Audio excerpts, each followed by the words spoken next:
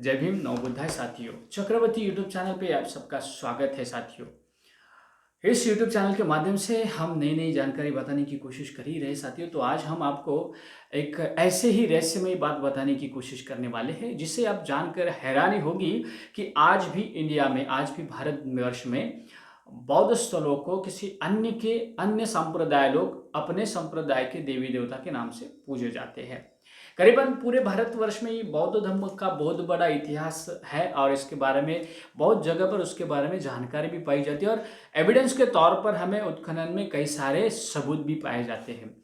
लेकिन होता क्या है कि यहाँ के जो पुरातत्व विशेषज्ञ जो होते हैं ये क्या करते हैं कि इसके बारे में गलत जानकारी देते हैं। हमेशा की तरह उन्होंने पुरातत्व विभाग के जो लोग हैं इन्होंने हमेशा बौद्ध धर्म का इतिहास अलग तरीके से बताने की कोशिश की है और इसके बारे में आपको हर जगह पर जानकारी मिल जाएगी। वैसे तो भारत में पुरातत्व विभाग बौद्ध धर्म के ऐसे अनगिनत स्थलों का या स्मारकों का जतन करने के लिए निर्माण किया गया है, लेकिन जब से भारत स्वतंत्र हुआ है तभी से लेकर आज तक बहुत कठिनाइयों का सामना इन स्मारकों को करना पड़ा, क्योंकि इसकी जिम्मेदारी जिसके ऊपर थी उन्होंने इस जिम्मेदारी के बदले इस जिम्मेदारी को निभाया नहीं है और हर जगह पर आपको बौद्ध धर्म के धरोहर दुर्लक्षित पाए जाते हैं।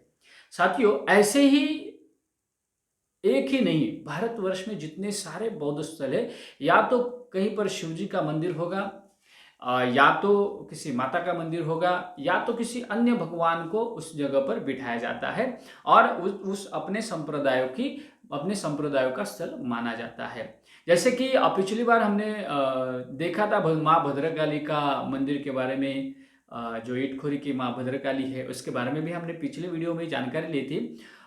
तो उसमें हमें ये पता चला कि वो जो माँ भद्रकाली की मंदिर है वास्तविकता वो माँ तारा का स्टैचू है और उसके नीचे जो पाल वंश के राजा थे, इनका नाम महेंद्र था, इन्होंने अपना नाम भी लिखा हुआ है। ये बौद्ध धर्म के धरोहर होने के बावजूद उसी मूर्ति को माँ भद्रकाली के रूप से जानते हैं।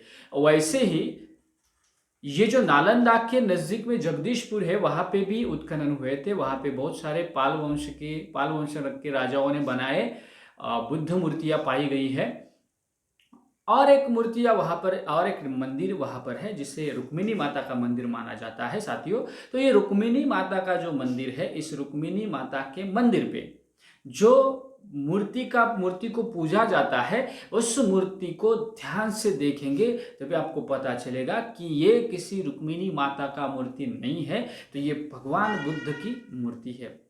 असल में भारतवर्ष में बिहार राज्य में तो हर गांव में ऐसे अनगिनत शिल्प हमें देखने के लिए मिलेंगे। भगवान बुद्ध के स्टैचू हमें देखने के लिए मिलेंगे, भगवान बुद्ध के स्तूप हमें पाए जाएंगे। लेकिन वर्तमान में जो लोग हैं वो ये सोचते हैं कि हमारा जो धर्म है या हमारा जो संप्रदाय है उसी का ही एक रूप उन्होंने अपने नाम कर दिया है। उन्हें पता है ये भगवान बुद्ध है, फिर भी जानबूझकर ये किया जाता है कि ये हमारे संप्रदाय का है और इसे हम पूजा जाएंगे। वास्तविकता भारत में बौद्धों का भी एक संगठन जिसे हम कह सकते हैं कि बौद्धों के अलग अलग विभाजित संगठन होने की वजह से और ये अलग अलग लोग अलग अलग जगहों पर बटे हुए हैं, इसीलिए ये हालात है, क्योंकि आज भी उन्हें ये पता नहीं कि ये हालात क्यों है। बाबा साहब अम्बेडकर जी ने हमें एक महत्वपूर्ण ऐसी संस्थाएं दी है, लेकिन उसके बारे में कोई जानता नहीं है, उसके बारे में कोई काम करता नहीं है।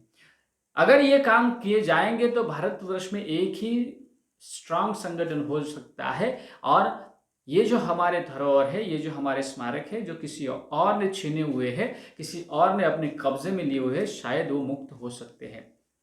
आज भी महाबोधि बुद्ध विहार किसी अन्य के हाथों में है। आज भी ऐसे कितने धरोहर है जहां पर हमें भगवान बुद्ध के स्तूपों के ऊपर मंदिर बनाया जाता है, तो भगवान बुद्ध के स्तूपों के बाजू में ही मंदिर बनाया जाता है और उस जगह पर अतिक्रमण कहते हैं।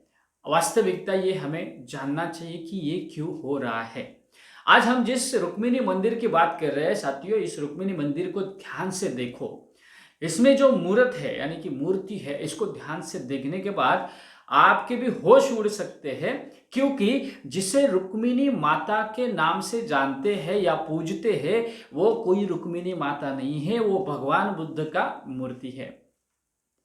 इतनी महत्वपूर्ण बात होने के बाद भी ये लोग इसे मूर्ति के रूप म्हणजे रुक्मिणी माता की मूर्ति के रूप से ही पूजते हैं। तो साथियों, ये हैरत वाली बात है और इसका हिस्ट्री हम देखेंगे तभी हमको पता चलेगा कि ये कितनी ताज्जुब वाली बात है कि भगवान बुद्ध होने के बावजूद भी पुरातत्व विभाग के लोगों ने ये मूर्ति अपने स्वाधीन में ली नहीं है।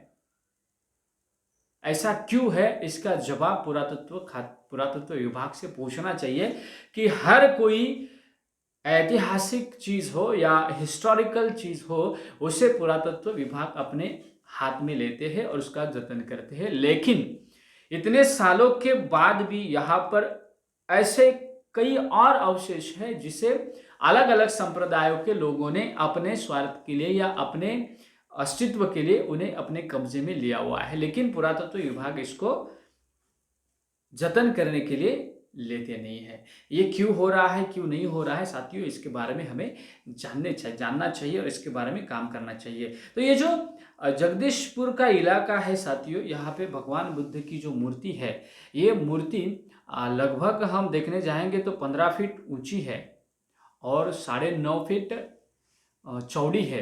तो साथियों, आप सोच सकते हैं 15 फीट ऊंची भगवान बुद्ध की मूर्ति होने के बाद भी यहाँ पे पुरातत्व विभाग ध्यान नहीं दे रहा है। तो साथियों, ये बहुत ही शर्मनाक बात है। यहाँ पे आप देखेंगे तो इस ये जो मूर्ति है, ये मूर्ति बहुत ही महत्वपूर्ण बात है और इसमें बहुत सारे इम्पोर्टेंट बातें इस मूर्त में है। जब आप ध्यान से देखोगे साथियों, तब आपको पता चलेगा कि यहाँ का जो भगवान बुद्ध की मूर्ति है, ये भूमि स्पर्श मुद्रा में है और इस मूर्ति में हम देखेंगे तभी इसमें आपको कई कथाओं का भी दर्शन किया गया हुआ है। तो ये सारी चीज़ें एक हिस्ट्री के तौर पर देखेंगे तभी आपको पता चलेगा।